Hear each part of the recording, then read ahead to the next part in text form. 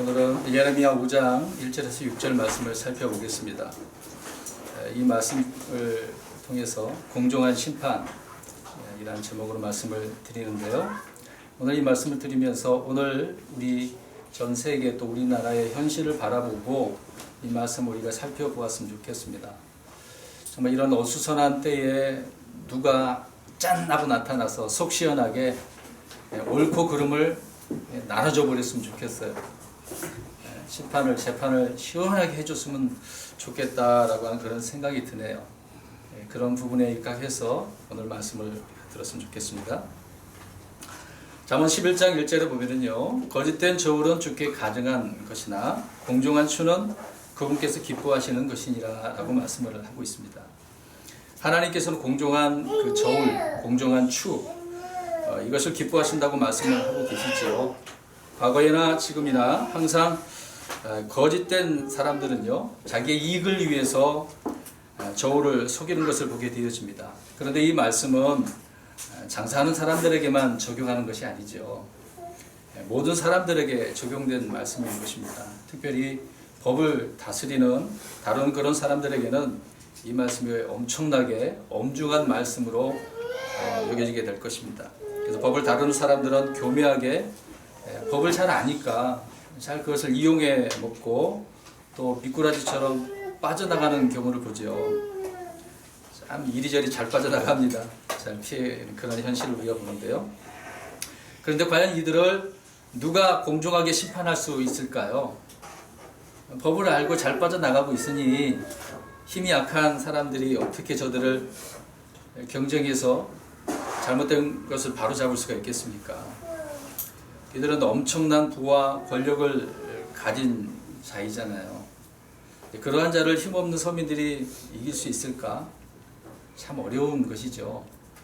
이와 같은 것은 계란으로 바위를 깨뜨리는 그런 격이라는 것을 알 수가 있습니다. 오히려 권력을 가진 자들은 서민들의 힘을 뺏어서 오히려 빼고 힘이 들게 만들어서 포기하게 만들죠. 그래서 계속 그들은 법적으로 오히려 더 유도를 합니다.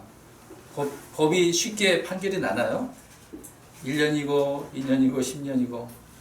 제가 며칠 전에 들었던 얘기가 하나 있는데, 어떤 분이 20년 동안 그 법적인 문제 때문에 사기를 당했는데, 이 사기 당한 거를 이제 돌리기 위해서 이제 잘못한 거거든요. 자기가 잘못 없는데 내가 사기 당했는데 사기 친 것처럼 됐단 말입니다. 그러자 20년 동안 그것 때문에 법적으로 질질 끌려 다녔다라고 하는 그런 일이 있었어요. 그 가운데 가정이 제대로 서 있었겠습니까? 참 별일이 다 있네요. 그래서 이런 힘 있는 그런 자들은 더욱더 법적으로 서민들을 괴롭히고 어렵게 만들 것입니다. 그래서 이런 일을 힘없는 서민들은 감당하기가 참으로 어렵죠. 연약한 사람들을, 가난하고 헐벗은 사람들 얼마나 힘들겠습니까?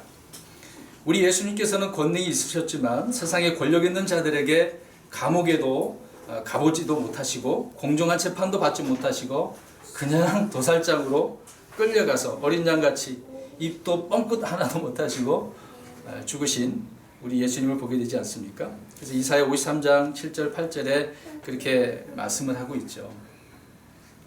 우리 주님께서 하실 일은 사람들의 죄를 위해서 말씀드렸다시피 공정한 재판도 받지 않으시고 매를 맞고 십자가에서 죽으신 것밖에 없습니다. 그 일을 하셨어요.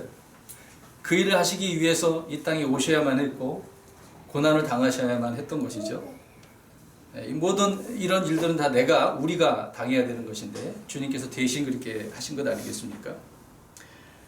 그럼에도 사람들은 이런 주님의 하실 일들에 대해서 조롱을 합니다. 그 당시 유대인들이 얼마나 우리 주님을 조롱했어요. 핍박하고. 사람들이 주님처럼 이런 일을 할 수는 없겠지만은요, 적어도 이것을 우리가 생각해 보면 우리 주님처럼 좀 적어도 책임을 질 수 있는 그런 자가 되었으면 한다라는 생각이 듭니다. 우리나라 현실을 볼 때요. 책임을 회피한다고 해서 문제가 해결되는 것도 아닌데 말입니다. 그러면 문제를 해결하기 위해서는 모든 것을 다 내려놓는 수밖에 없는 겁니다. 자기가 선택한 일에 대해서 결과에 대한 책임을 져야 한다는 것이죠. 근데 책임을 지려고 합니까? 안 한다는 것이 문제죠. 중요한 것은 우리 주님께서는 자신의 죄 때문이 아니라 사람들의 죄 때문에 그 죄들을 제거하기 위해서 대신 죽으셨다는 사실입니다. 이게 우리에게는 엄청난 은혜고 감사할 일들이 아니겠어요? 그러나 사람들은 자신의 죄들에 대해서는 무지합니다. 아까도 말씀드린 것처럼 책임도 지려고 하지 않죠. 또 이들은 스스로가 나는 죄가 없어 이런 식으로 얘기합니다. 양심도 없는 사람들이 너무도 많아요. 그래서 이들은 자기를 위해서, 이익을 위해서, 심지어는 혈육도 관계없어요. 상관하지 않는 그런 사람들이 많이 있습니다. 하나님께서 이런 죄들 가운데 있는 이 세상을 향하여서 그래서 외치시는 거예요. 사람들이 자기가 지은 죄 가운데서 살다가 그 죄 가운데 죽는다. 에스겔서에 18장 20절을 이렇게 말씀하고 있죠. 그래서 이 땅에는 의인이 없다고 말씀합니다. 오늘 말씀에도 그렇고 하박국서도 그렇고 로마서의 사도 바울도 말씀을 하고 있고요. 여러분 창세기 18장 16절에서 33절 가서 보시게 되어지면 소돔과 고모라 이야기가 나옵니다. 이 소돔이라고 하는 곳은 거기 우리가 알다시피 정의도 없고 판단의 공기도 없고 음란하고 또 동성연애가 판치는 정말 지금으로 표현한다고 한다면 이렇게 용어로 써서 죄송합니다만은 미친 사회예요. 미친 사회. 정상적인 게 아니에요. 정말 미쳤어요, 이 사회가. 이런 때 아브라함이 볼 때 거기에는 조카 롯이 있지 않았습니까? 의로운 사람이잖아요. 물론 연약한 부분이 있었지만. 근데 이 조카 롯이 거기에 있기 때문에 의로운 자들을 사악한 자들과 함께 멸망할 수는 없는 거잖아요. 그래서 아브라함이 하나님 앞에 요청을 하잖아요. 도와달라고. 의로운 자가 롯이 있으니까 살려달라는 거죠. 그래서 50명서부터 시작을 해서 45, 40, 30, 20, 10명, 10명으로 내려가죠. 그러니까 소돔과 고모라의 그 지역에 10명이 없다.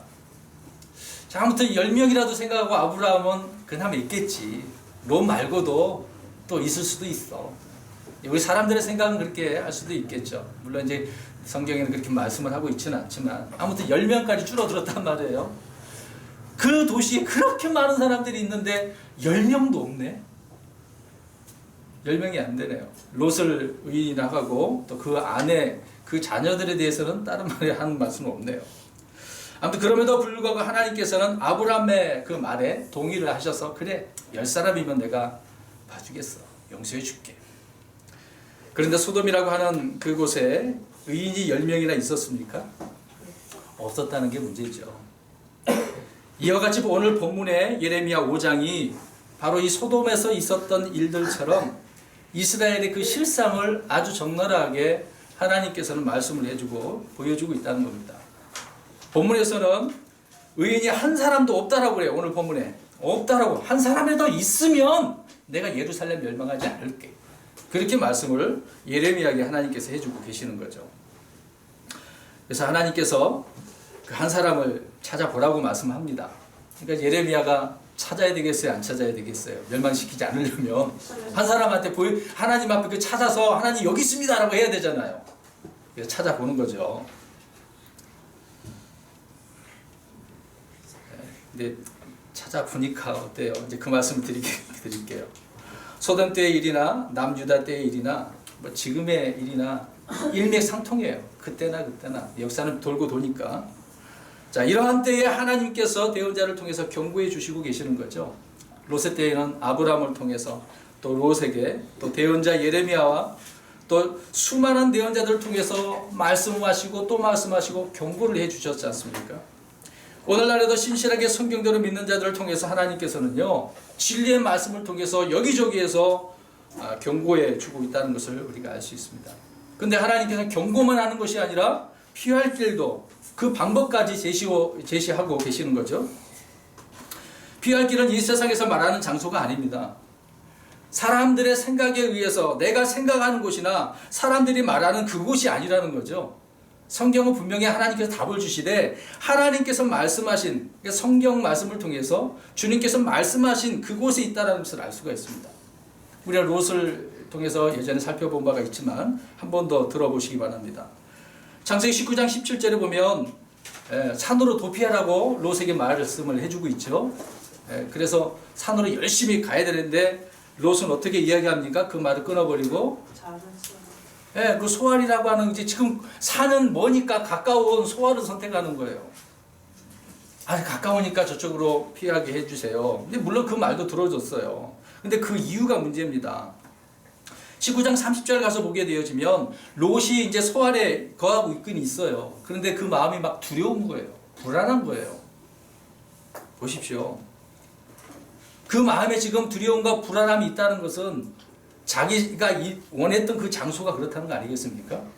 근데 하나님께서 원래 가라고 하는 장소는 어디죠?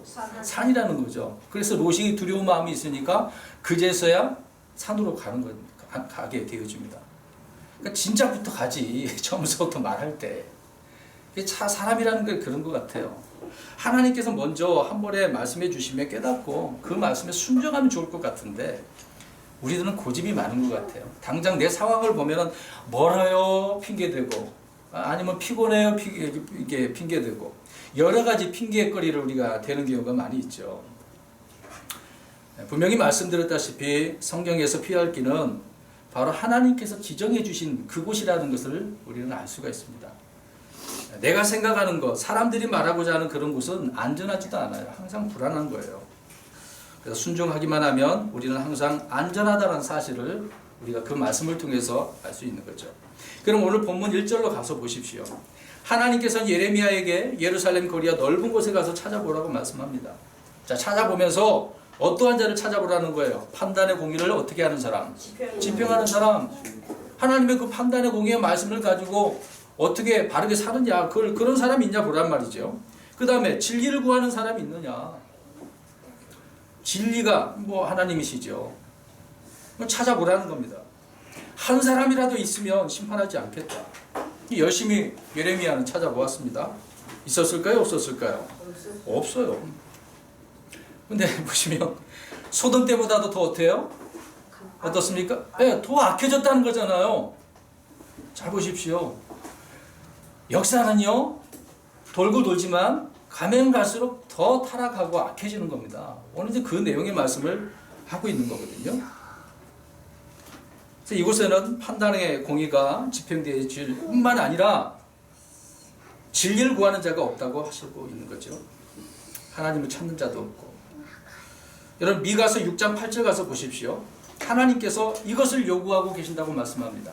지금 이 시대에 많은 사람들이 이 말씀을 읽고서 경각심을 좀 가졌으면 좋을 것 같아요. 특히 우리 그리스도인들은 물론 믿음 안에서 지금 주님을 소망하고 있지만 모든 주변의 일들을 우리가 생각해 볼 때 이럴 때일수록 더 이 말씀이 우리에게 와닿아야 된다는 거죠. 미가서 6장 8절 6장 8절 성경을 빨리 찾는 방법은요 책 이름보다도 숫자를 먼저 생각하고 찾으면 더 빨라요. 미가서 6장 8절입니다. 시작. 오 사람아 그분께서 무엇이 선한 것인지 내게 보이셨나니 주께서 내게 요구하신 것은 오직 의롭게 행하고 공의를 사랑하며 겸손하게 내 하나님과 함께 걷는 것이 아니냐. 아멘. 하나님께서 요구하고 계시네요.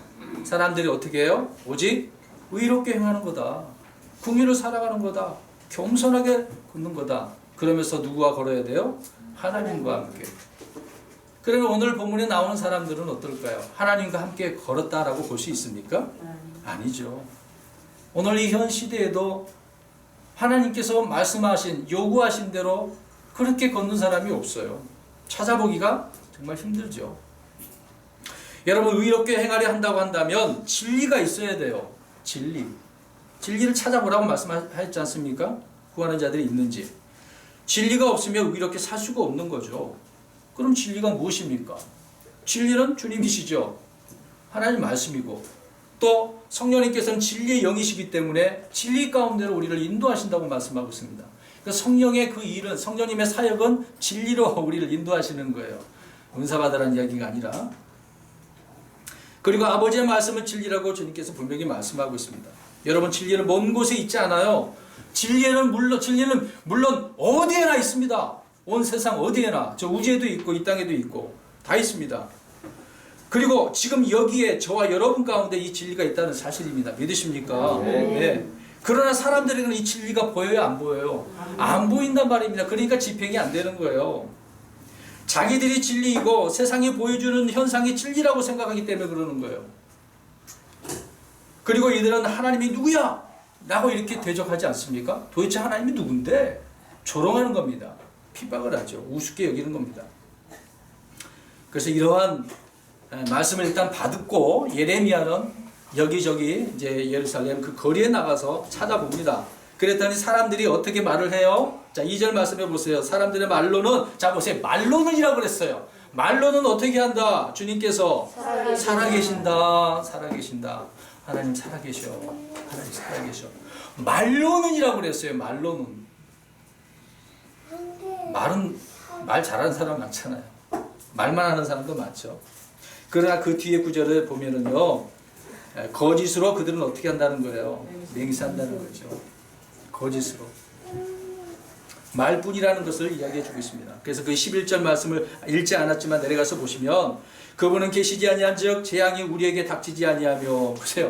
아니, 주께서 살아계신다고 해놓고서 이제 11절에는 뭐라 그래요? 그분은 계시지 아니한즉. 아니, 있다며. 그러니까 말로만. 실제적으로 피부로 못 느끼는 거예요.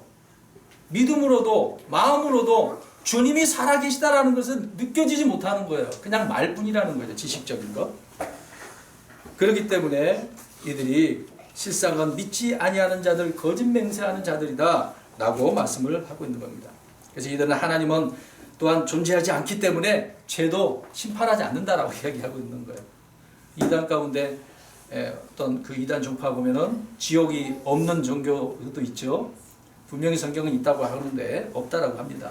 그러니까 지옥이 없으니까 심판하겠어요, 안 하겠어요? 안 한단 말이에요. 그들은 없다라고 이야기합니다. 이미 십자가로 끝내버렸기 때문에 더 이상 아무것도 안 한다 그렇게 표현하고, 그렇게 그들은 다 자기들의 종교를 믿으라고 이야기하고 있는 거죠. 또 그들은 그러면서 역사를 하나님께서 주관도 안 한다는 거죠. 오늘 본문의 5장 내용이 바로 그 얘기예요. 하나님은 이것도 못해 저것도 못해 다 못한대. 하나님, 저번에 제가 설교 말씀드렸지만 하나님께서는 불가능이 있어요, 없어요? 없다는 거잖아요. 하나님 뜻대로 다 하시지 않습니까? 때로는 이런 공의로운 심판도 하시고 때로는 사랑도 주시고 긍휼도 베푸시는 하나님이시죠.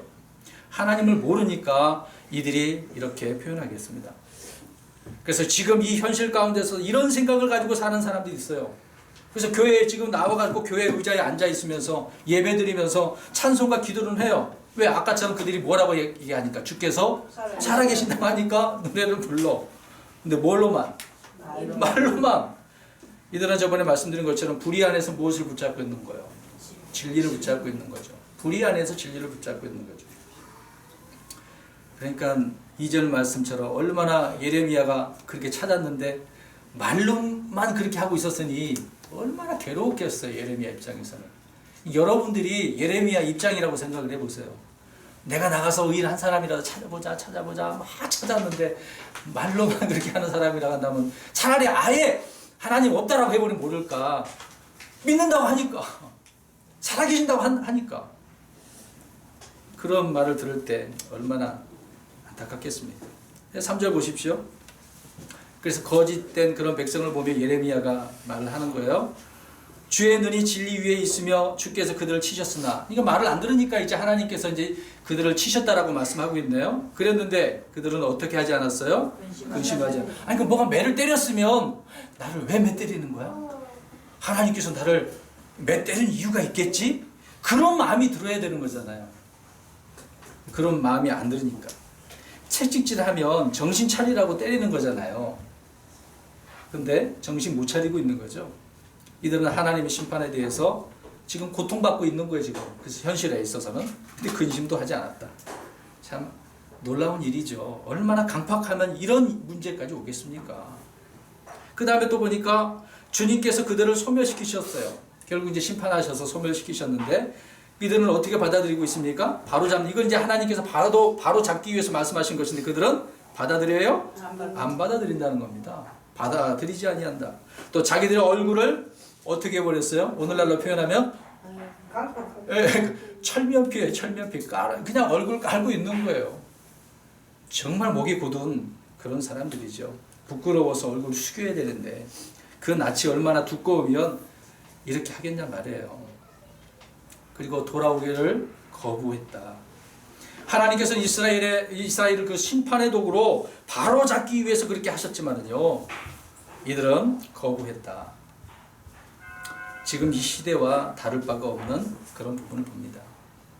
그래서 주님이 치시고 소멸시키셨다고 한다면 배워야죠. 순종을 그들은 배우지 못했다는 겁니다. 그래서 주님을 신뢰해야 되는데 신뢰도 하지 않을 뿐더러, 자, 오히려 이들은 말씀드린 것처럼 강팍하게 받아들이지 않은 거예요. 그래서 일반 사람들에게, 서민들에 가서 찾아보니까 의인이 있어요, 없어요? 없어요. 없어. 그러면 이제 예레미야가 생각을 하는 거예요. 그러면 일반 사람들 말고 좀 더 나은 사람, 지혜도 있고 어떤 통치자들, 좀 똑똑한 사람, 믿음의 용사, 그런 한번 찾아보자. 그래서 찾아보는 거예요. 4절 가서 보세요. 찾아봐서 이제 보니까, 물론 5절에 말씀을 하고 있어요. 5절에 이번에는 그들 가서 했습니다. 어때요? 예레미야, 이들은 주의 길과 자기들의 하나님의 심판을 알았도다, 그렇게 생각을 했는데 어때요? 없어요. 없어.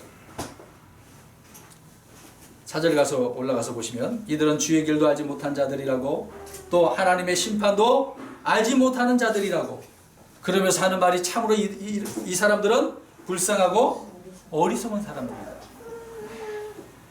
여러분 어떻습니까? 제가 처음부터 지금의 현실을 우리가 생각해 보자고 말씀을 드리고 있는 거죠. 오늘날 하나님의 말씀은 선포되고 있습니다. 하나님을 알라고, 진리가 무엇인지 알라고, 돌아오라고 이야기합니다. 4절 끝부분에 있는 것처럼 이들은 불쌍하고 어떤 사람들이에요? 어리석은 사람들.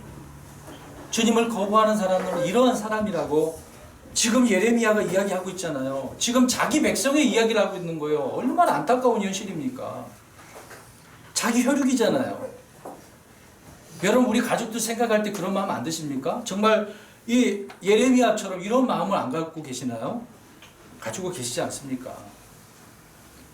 그렇게 대언 자들을 통해서 주의 길이 무엇인지 알려주었는데도 불구하고 알지 못했다. 정말 답답한 거죠. 제가 자주 이야기를 했지만 소 귀에 뭐 하고 있는 거예요? 아무리 소 귀에다가 외쳐봐요.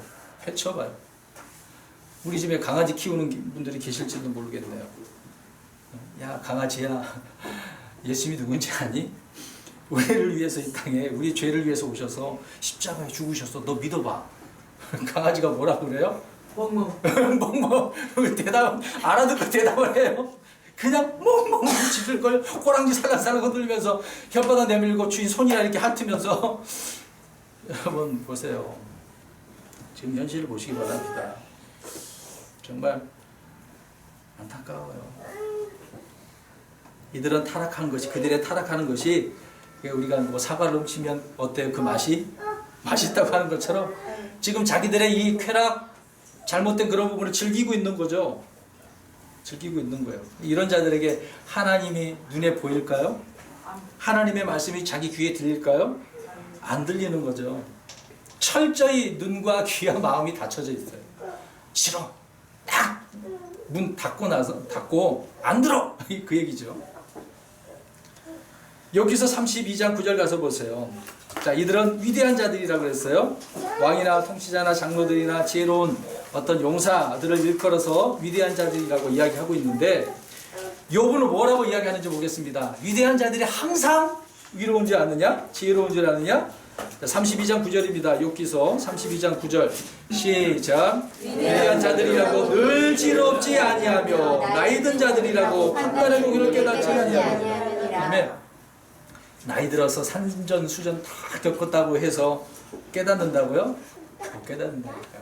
어제 청주에 저번에 말씀드린 것처럼 수원에 있는 목사님과 같이 청주에 가서 전도하게 됐네요. 가보니까 무슨 서울에 있는 파고다 공원처럼 누가 있었을까요? 파고다 공원에 가면 누가 있어요? 순전히 할아버지 노인 어르신들이 계시더라고요. 이제 메시지 전하시고 저는 이제 전도지 나누면서 이야기했는데 어떤 분이 저한테 그러는 거예요. 아니, 이 전도지 말고 다른 거 달라는 거예요. 뭐 달라는지 아세요? 빵. 네, 빵 먹을 거 달라는 거예요. 전도지 말고. 그리고 전도지는 그냥 버려버리고. 귀에 들어오겠습니까? 산전수전 다 겪었는데 이 늙은 나이에 뭐 누구를 믿으라고? 이제 곧 있으면 죽게 될 거인데 무슨 이런 소리 하는 거죠. 참 얼마나 답답하겠습니까? 참 그래요. 그래서 뭐 나이 들었다고 해서 위대한 자들이라고 해서 지혜롭지 않다, 공의를 깨닫지 못한다, 그 말씀하고 있습니다. 여러분, 이로 인하여서 주의 길과 하나님의 심판을 모르는 자들의 그런 죄들에 대한 이들의 심판의 결과는 6절에 말씀을 하고 있네요. 어떻게 돼버립니까? 숲에서 뭐가 나왔어요? 사자가 나와서 그들을 어떻게 해요? 죽여버렸네요. 그 다음에 저녁 때 이리가 나왔네요. 원래 슬그머니 나와가지고 노력을 하고 있네요. 또 표범이 도시들을 노려보고 있어요. 노려보고 있다가 그들이 나오면 어떻게 보여요? 갈기갈기 찢어버린대요. 그러니까 하나님께서 이렇게 심판하신다는 겁니다. 살아있을 때도 뿐만 아니라 이제 이후에 나중에 심판하실 때는 엄청난 심판이 있겠죠. 여러분, 이렇게 된 원인이 바로 6절 하반절에 말씀하고 있듯이 뭐라고 그래? 그들의 이스라엘의 타락, 범법 때문이라고요. 근데 타락이 어떻게 했어요? 더 늘어났어요. 말씀드렸지 않습니까? 죄는 늘어나는 거예요. 늘어나요. 더 부풀려지는 거예요. 더 많아지는 겁니다. 뭐 고무줄처럼 그렇게 늘어난다는 말이 아니라 더 많아졌다는 거예요. 증가됐다는 거죠. 항상 죄들은 늘어납니다. 줄어들지가 않아요. 우리가 주님을 통해서 이 죄의 문제가 해결되지 않는 이상은 안 줄어들어요. 마치 다윗처럼 어떻게 합니까? 우리가 이제 바세바를 범했으니까, 간음했으니까 이걸 감추기 위해서 어떻게 해요? 거짓말하고 그 다음에 살인, 죽이는 거잖아요. 늘어나는 거예요, 계속해서. 그러니까 죄는 꼬리에 꼬리를 무는 거예요. 죄들이라고 하는 것이 그래요. 자, 하나님의 도시인 예루살렘은 소돔보다 더 악해서 의인이 한 사람이라도 있어요, 없어요? 없어요. 그래서 없었기 때문에 아브라함처럼 예레미야는 하나님 앞에 구할 수 있어요, 없어요?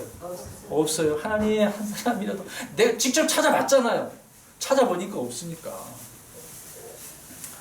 저는 한 사람이라도 찾을 테니 용서해 주세요. 참, 제가 이것을 준비하면서 그 생각을 해봤어요. 한 사람이라도 있으면 용서해 주세요. 예레미야가 그런 마음을 안 가졌을까? 부지런히 찾으면서 그렇게 했을 것이라고 생각을 해요. 추측이지만. 여러분, 지금 현실은 어떻습니까? 예루살렘에만 이 문제가 있을까요? 오늘 본문에 나온 그 예루살렘에만. 우리나라는 어때요? 안전합니까? 건전해요? 건강합니까? 지금 현실에 이 나라를 보면 힘들죠. 너무 어둡고. 어제는 10만 명이 넘게 모여서 촛불 집회를 했다고 합니다. 정말 심각하죠. 자, 이럴 때 교회는 어떻습니까? 더 깨어 있어야 되는데 막 문자는 막 오더라고요. 무슨 집회 모인다고 하고 막 누가 교수가 뭐 하니까 모여갖고 기도하자. 옛날에 장로교에 몸담고 있을 때 제 휴대폰 번호가 있었나 봐요. 계속 문자가 와요. 그런 일이 있으니까 참석하려고. 소 잃고 왜 한 칸 고치고 있네요. 여러분, 교회는요, 세상 따라가기가 바빠요. 왜 세상이 이렇다고 거기에 맞춰서 따라가요? 저는 그것을 문자 보면서 한참 생각을 했어요. 아니, 도대체 언제까지 이런 것을, 세상에 이런 일이 터지면 따라가서 이렇게 뒷북치고 있냐고요. 교회가 세상을 이끌어야 되는 거 아닙니까? 그런데 세상을 따라가고 있잖아요. 올바르다고 볼 수 없는 거예요. 계속해서 외치고 있어야죠. 물론 외치고 있습니다만. 예레미야가 지금 여기에 이 땅에 온다고 한다면 한번 생각해 보세요. 우리나라에 온다고 한다면, 아니면 지금 여기 우리 교회에 온다고 한다면 어떻습니까? 우리는 어때? 자신 있으세요? 예레미야 의인을 찾을 수 있을까요? 여러분 의인 아니세요? 우리는 의인이잖아요. 참, 이 현실이 의인 찾아보기가 어렵습니다. 전도서 7장 20절에 읽어봅니다. 전도서 7장 20절에. 자, 의인도 마찬가지예요. 의인도 선을 행한다고 하지만 죄 지어요. 죄 지어. 우리는 구원 받았지만 아직 이 몸이 구속받지 못했기 때문에 여전히 죄 짓고 있어요. 마찬가지로 주님 앞에 부끄러운 일이에요. 읽어봅니다. 7장 20절 시작. 선을 행하고 죄를 짓지 않는 자들은 땅 위에 하나도 없느니라. 아니, 구원 받았다고 해서 죄 안 짓는다고요? 지어요. 지어요. 그럼에도 불구하고 우리는 주 예수 그리스도를 통하여 의의를 받았기 때문에 의롭다라고 하는 거지, 나 자신의 모습으로 보면 의롭지는 못하죠. 주님 때문에 우리가 의롭게 드러나는 것 뿐이지요. 그래서 로마서 또 보십니다. 로마서 3장 가서 보세요. 9절에서 10절 쭉 한번 읽어볼게요. 읽으시면서 바울이 이 이야기를 하는 거죠. 자, 보겠습니다. 로마서 3장 9절에서 12절 읽겠습니다. 시작. 그러면 어떠하냐? 우리는 그들보다 나으냐? 결코 아니라. 우리는 앞에서 유대인들과 이방인들을 검증하여 그들이 다 죄 아래 있음을 입증하였느니라. 이것은 기록된 바 의로운 자는 없나니 단 한 사람도 없으며 깨닫는 자도 없고 하나님을 찾는 자도 없으며 그들이 다 길에서 벗어나 함께 무익하게 되고 선을 행하는 자가 없나니 단 한 사람도 없도다. 아멘. 예레미야 때도 마찬가지인 것처럼 바울이 있을 때도 그렇네요. 지금도 마찬가지죠. 의의는 없어요. 주님께서 의롭다 이렇게 해주시니까 의롭게 되는 것이지 이 세상에는 그런 자가 없어요. 위대한 자들에게 간다고 해서 그들이 정말 하나님 앞에 의로운 줄 아십니까? 아니라고 말씀을 하잖아요. 우리나라 법관들이 세워지고 검찰들이 있다고 하지만 다 거기가 거기에요. 세상이 만들어놓은 법을 가지고 하고 있으니 권력이 의한다고 한다면 다 빠져나가는 거예요. 돈 있고 권력 있으면요. 바울은 이 말씀을 할 때에 얼마나 마음이 아팠을까요? 예레미야도 마찬가지입니다. 예레미야 애가서를 보면 그 자체 그 제목처럼 무슨 노래요? 슬픔의 노래예요. 슬픔의 노래. 눈물을 흘리며 쓴 것이 바로 예레미야 애가서예요. 그러니까 애가라는 거 슬픔의 노래라고. 구구절절이 눈물을 흘리지 않을 수 없어요. 탄식할 수밖에 없어요. 왜? 의인이 있으니까 없으니까? 없으니까.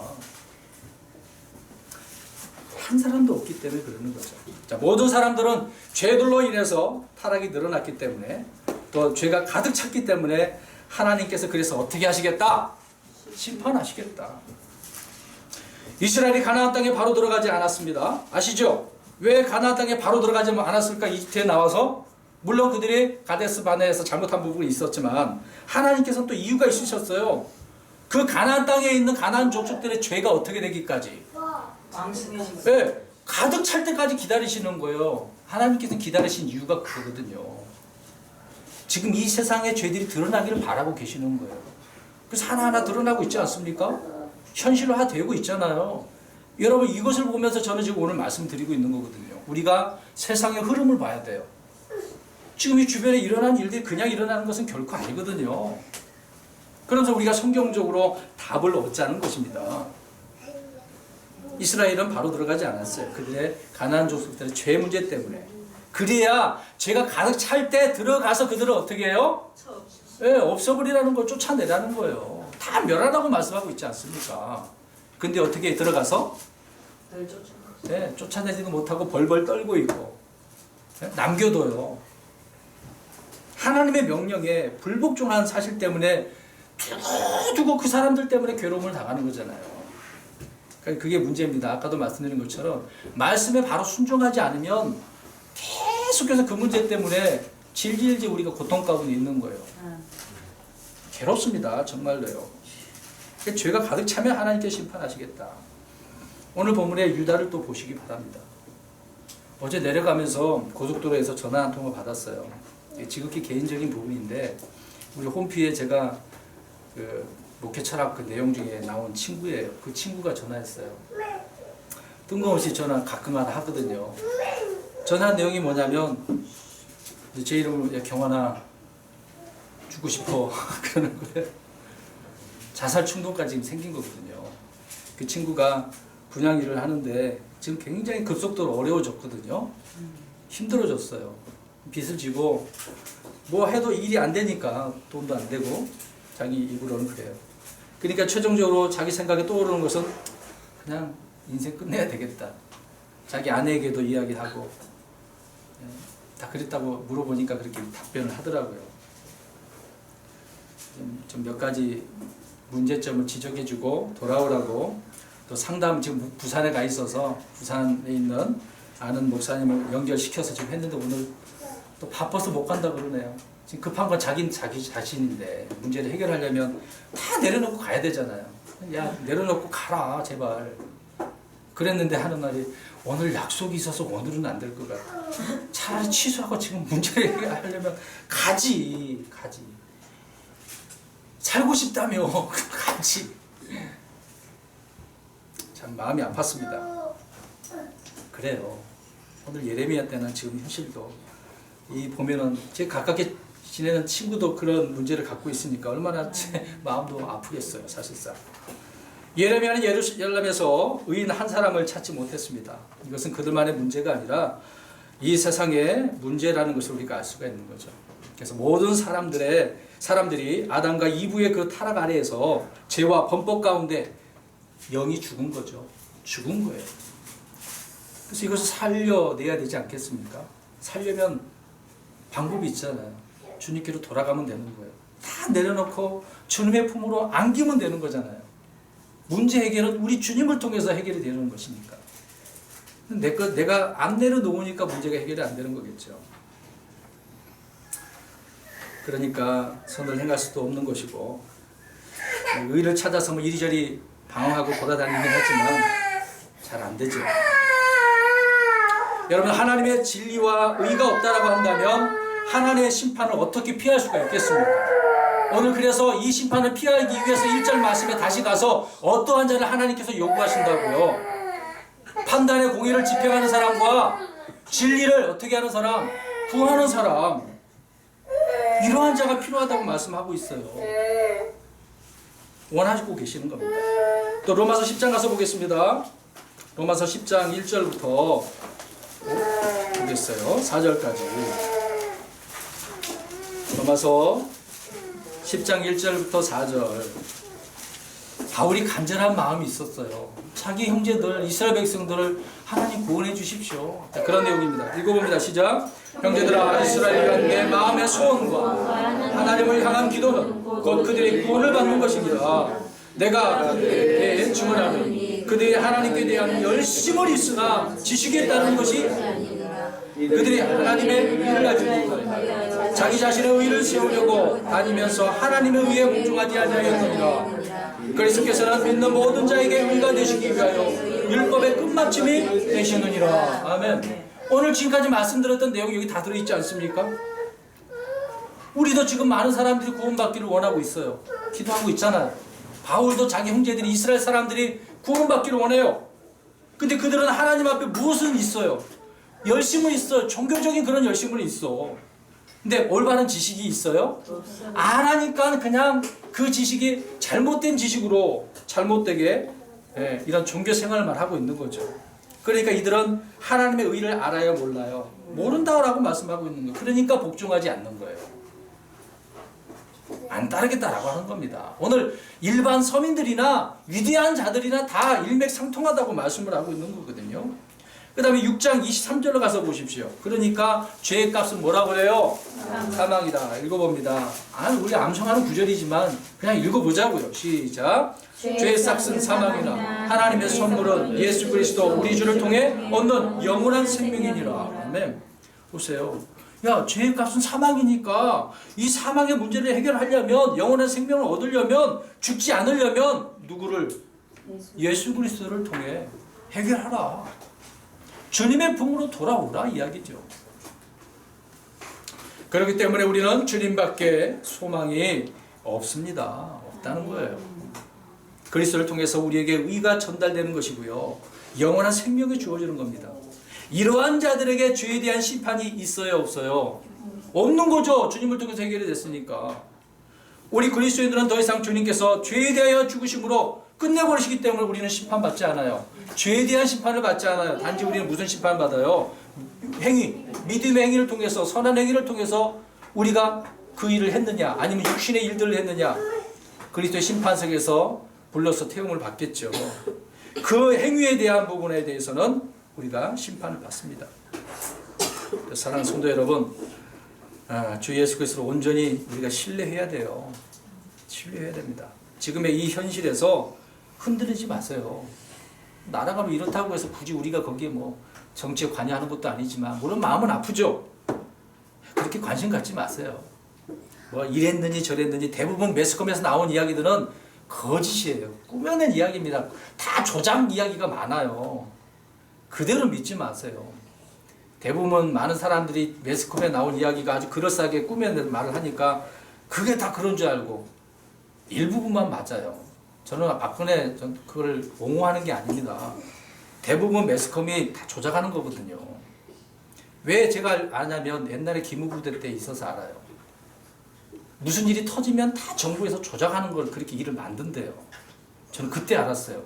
아, 정치를 이렇게 정부에서 조작하고 있구나. 여러분 요한복음 14장 6절 가서 보십시오. 그래서 예수님이 자기 자신을 뭐라고 이야기하는지 14장 6절입니다. 그래서 관심을 세상에 두지 마시고 주님에게만 우리가 관심을 두면 돼요. 주님의 말씀에만 우리가 추구해야 되겠죠. 말씀만. 14장 6절입니다. 시작. 예수님께서 그에게 이르시되 내가 곧 길이요 진리요 생명이니 나를 통하지 않고는 아무도 아버지께 오지 못하느니라. 아멘. 오직 예수님을 통해서요. 여러분 다른 곳에 구원이 있습니까? 저 이단 문선명이 죽었지만 문선명이 구원해 주나요? 저기 안상홍이 구원해 줍니까? 사람이 어떻게 구원을 해줘요? 말도 안 되죠. 오직 주님을 통해서요. 교황이 구원해 줍니까? 안 해주잖아요.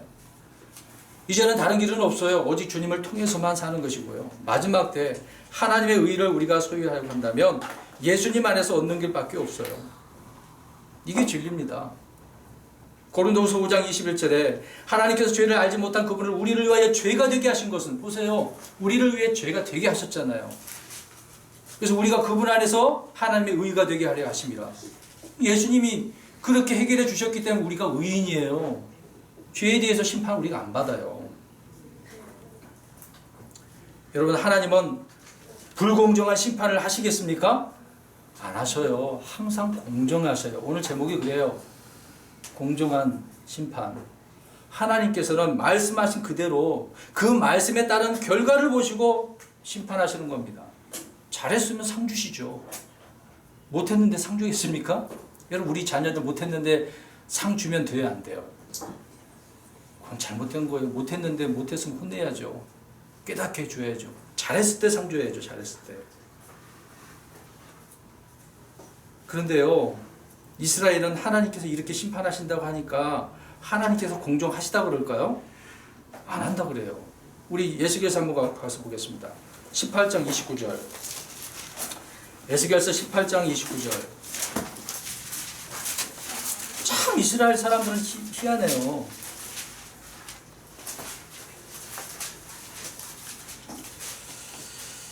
자, 먼저 하나님 말씀합니다. 시작. 그럼에도 이스라엘의 집은 이르기를 주의 길이 공평하지 아니하다 하는도다. 오 이스라엘의 집아, 내가 길이 공평하지 아니하. 너희 길이 공평하지 아니하. 자, 보세요. 하나님은 공평하신데 그들은 하나님께서 불공평하다고 이야기하잖아요. 사실 그들이 불공평한 거죠.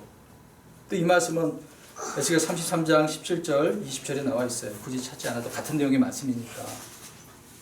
근데 여러분, 이렇게 이스라엘 사람들은 하나님 앞에 은혜를 받았으면서도 공정한 그런 말씀을 받았음에도 불구하고 불공평하다 그래요. 분명히 마지막 때도 그럴 겁니다. 나는 듣지 못했는데요? 예수님이라는 소리 못 들었는데요? 그런 사람 있을까요? 없을까요? 있어요. 지금도 그러는데요. 그러나 다 주님께서 알게 해주셨다고 말씀을 하고 있습니다. 하나님께서 이스라엘에게 율법을 주셔서 율법에 따른 심판을 하시듯이 앞으로 주님께서 말씀에 따른 심판, 곧 그들을 그래서 꾸짖으신다고 말씀하고 있네요. 그래서 이런 말씀을 예수님께서 계실 때, 이 땅에 있으실 때 말씀합니다. 죄에 대해서, 의에 대해서, 심판에 대해서. 자, 우리 찾아봅니다. 요한복음 16장. 요한복음 16장 8절부터 13절인데요. 좀 길지만 보겠습니다. 자, 왜 이 구절을 찾았는지 한번 우리가 들으셔야 돼요. 이것이 앞으로 일 것이냐, 아니면 이미 이렇게 됐느냐, 그 말씀을 드리려고 합니다. 자, 읽겠어요. 시작. 그분께서 오셔서 죄에 대하여, 의에 대하여, 심판에 대하여 세상을 꾸짖으시라. 죄에 대하여 하면 그들이 나를 믿지 아니하기 때문이요, 의에 대하여라 하면 내가 내 아버지께로 가므로 너희가 더 이상 나를 보지 못하기 때문이요, 심판에 대하여 하면 이 세상의 통치자가 심판을 받았기 때문이다. 내가 아직 너희에게 말할 것이 많으나 지금은 너희가 그들을 감당하지 못합니다. 그러나 그분 곧 진리의 영께서 오시며 너희를 모든 진리 가운데로 인도하시리니 그분은 스스로 말씀하지 아니하시고 무엇이든지 자기가 들을 것만을 말씀하시며 앞으로 일어날 일들을 너희에게 보이시리라. 아멘.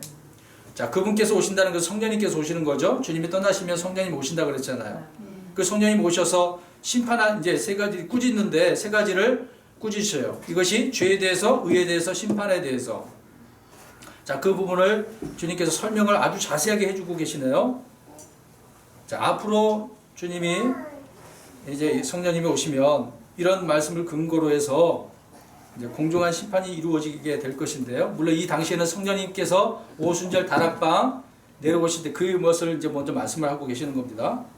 근데 이런 부분 속에서 나중에 주님께서 다 드러나게 심판하시겠죠. 그러면 이것을 좀 설명 좀 드리려고 합니다. 자, 이 말씀은 주님께서 떠나시면 진리의 성령님께서 오신다는 것인데 말씀드린 것처럼 사도행전 2장에서 약속대로 성령님께서 오셨어요, 안 오셨어요? 오셨죠. 그래서 오셔서 이 세 가지를 꾸준다고 하시는데 이것을 가지고 너희가 이제 어떻게 됐다. 이런 문제로 인해서 심판받는, 선고시키는 거예요, 선고. 유죄 선고를 하는 거예요. 여러분 법정에 가서 이제 재판을 하면 판사가 선고를 하잖아요. 선고를 한 다음에 집행은 언제 이루어지죠? 정한 날짜에. 그렇죠? 하나님의 말씀 바로 이거거든요. 이미 말씀해 주신 것을 통해서 선고해 주고 있습니다. 선고해 준 내용이 나중에 이제 우리가 앞으로 미래에 이루어지겠죠. 그 부분에 대해서. 그러면 죄에 대해라고 말씀을 했으니까 죄에 대해서라고 하는 것은 뭐라고 주님께서 답변을 주셨어요? 답을 아예 줬잖아요. 네, 믿지 않는 거 불신의 죄예요. 불신. 불신에 대해서 이미 이건 주님께서 정죄했다. 정죄받았다. 선고를 하고 계십니다.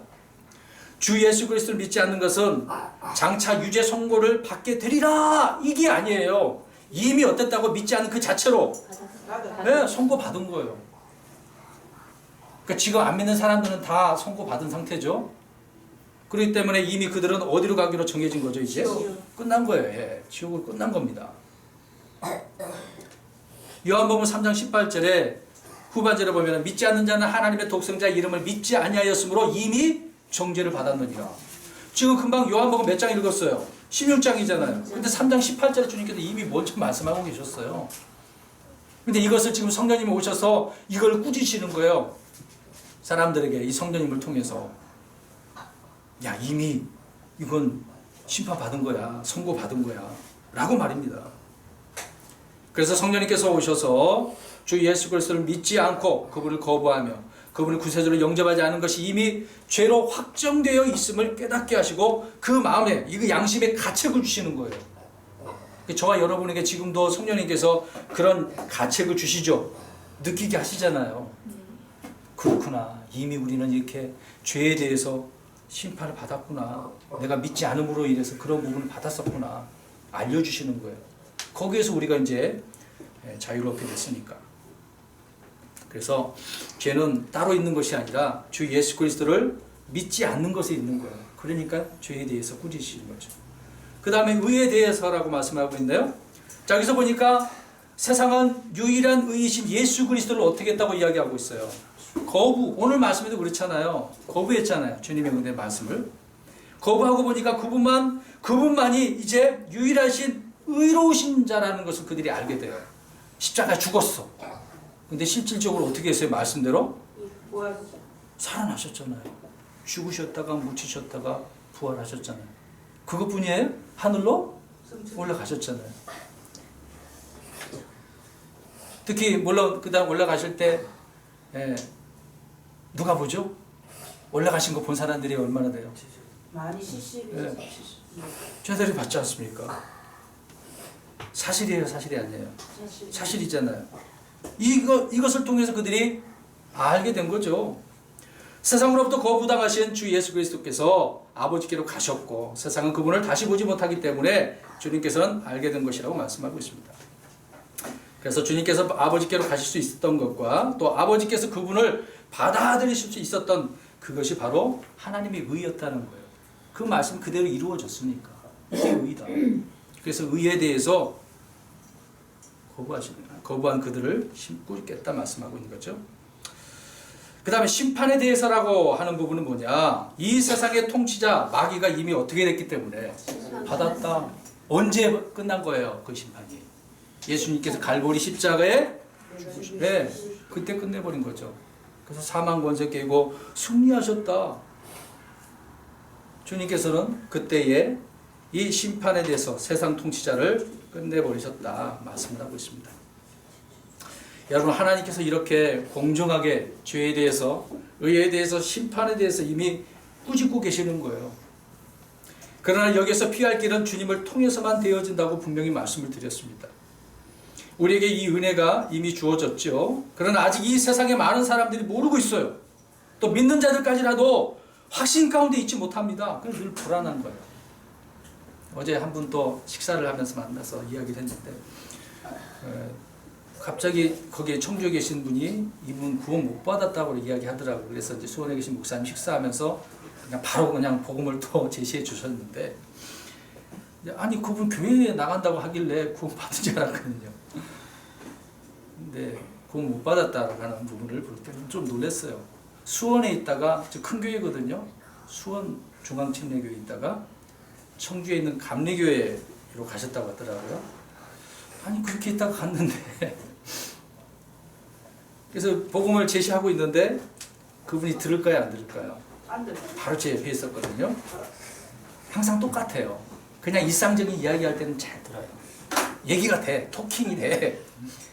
근데 꼭 진리의 말씀만 이야기하면 안 듣는다니까요.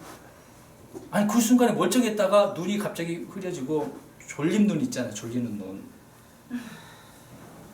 좀 마음이 아팠어요. 바로 앞에서 듣는데도 그래요. 그게 현실입니다, 사실상 이게요. 안타까운 부분이 아닌가 생각이 되어지네요. 자, 결론적으로 말씀을 우리가 정리해서 보면 이스라엘에게 하나님께서는 먼저 오늘 이제 말씀 토대로 보면 경고하고 계시죠. 그리고 결과에 따른 심판을 하셨다는 것을 알 수가 있습니다. 그러나 지금 이 은혜의 시대에는요, 이미 심판이 어떻게 됐어요? 예, 선고됐죠. 받은 상태이기 때문에 이 심판을 면하려면 주님을 믿는 길밖에 없는 거죠. 다행 중에 우리는 이렇게 믿고 있으니까 감사할 뿐이고요. 예, 물론 최종적인 심판은 후에 있게 되겠지만 이미 죄에 대한 이런 선고는 끝났습니다.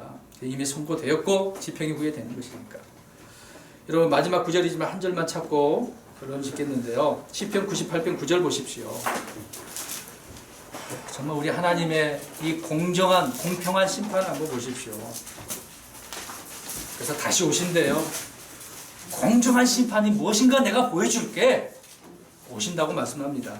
98편 9절 시작. 여호와께서 기뻐하라. 그분께서 땅을 심판하러 오시도다. 그분께서 우리로 세상을 심판하시며 공평으로 백성들을 심판하시리라. 아멘. 보세요. 땅을 심판하러 오신대요. 의로 공평하게 공평으로 심판하기 위해서 오신다고 말씀을 하고 있습니다. 많은 사람들이 오늘 이스라엘 백성들이 하나님 불공평합니다 라고 이야기하겠지만 아니죠. 사람들이 불공평한 거죠. 그 일을 분명히 주님께서 드러내시기 위해서 오신다고 말씀을 하고 있어요. 사랑하는 여러분, 결론으로 나 자신은 판단의 공의와 진리가 있는가를 스스로 질문을 던져 보아야 됩니다. 점검하셔야 되겠죠. 나의 삶의 터전에서 또 우리가 어느 곳에든지 이 하나님의 의로 사는 저와 여러분이 되시기를 주의 이름으로 축원합니다.